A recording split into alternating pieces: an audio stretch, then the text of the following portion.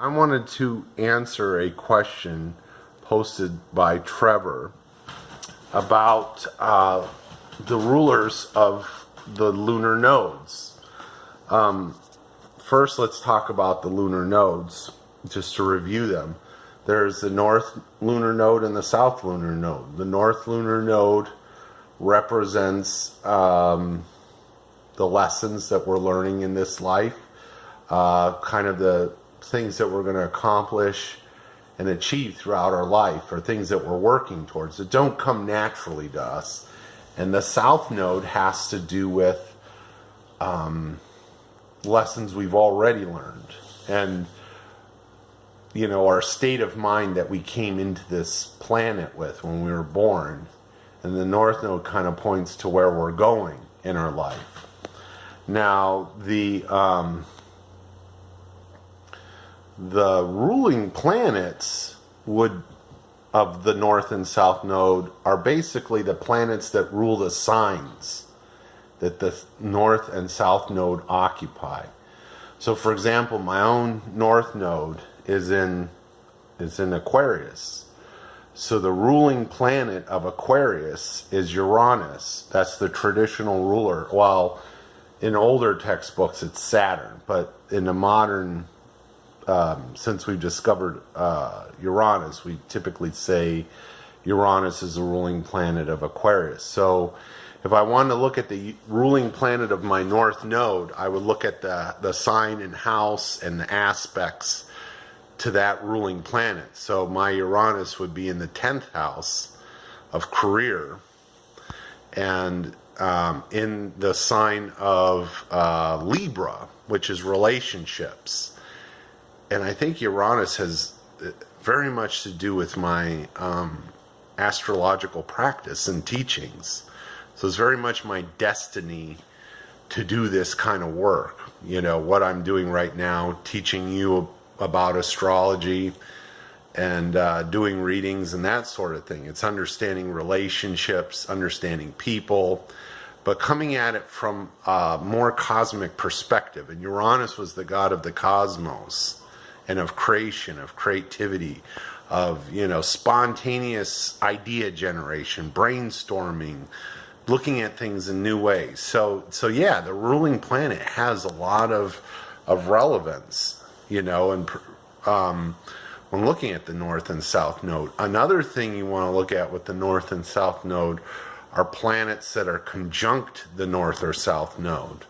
So in my case, I have Mars conjunct the north node, which is Mars being the god of war, is fighting, masculinity, assertiveness. Mars rules my 5th house of children. And I say it rules my 5th house because my 5th house cusp is in Aries, and the ruling planet of Aries is Mars. And in my chart, Mars is conjunct the north node. So that too is very key to my sense of destiny, of what I'm learning to do, is to kind of, I have 2 young sons, and I feel like there's something in me that wants to teach them about this stuff. So I do think the planets that rule the north and south node are very relevant. I think planets that conjunct the north and south node are very relevant. They give it a more definition as to what your purpose in life, where you're coming from and where you're going. I myself don't look at any other aspects. I don't look at squares or trines or sextiles or anything except conjunctions. And when there are no conjunctions, like no planets conjuncting your north or south node, then I say look at the ruling planets of the signs that they occupy. And then you can look at those ruling planets and look at all the aspects that aspect those ruling signs. My Uranus has a square to the sun, for example, which also the sun rules my south node. So there's this kind of this tension between my south node and my north node rulers, where I'm coming from, and the sun is about ego, and, I definitely wrestle with that. And Uranus is about, thinking of the future. It's about being more of a team player instead of a showboat. And I think I came into this life with quite a massive ego. So the transition from my south to north node is kind of represented in that square.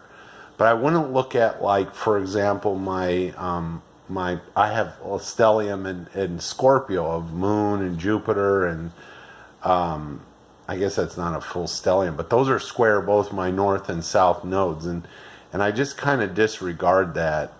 There's just so much information you could look at, but I think looking at the aspects to the ruling planets can be very helpful. I treat the north and south nodes as pointers. They're just fingers pointing to the sky, to the cosmos. I don't treat them like planets. Planets to me are alive. North nodes and south nodes to me are like signposts, pointing like, turn here, go straight over there. You're coming from here, you're going to there.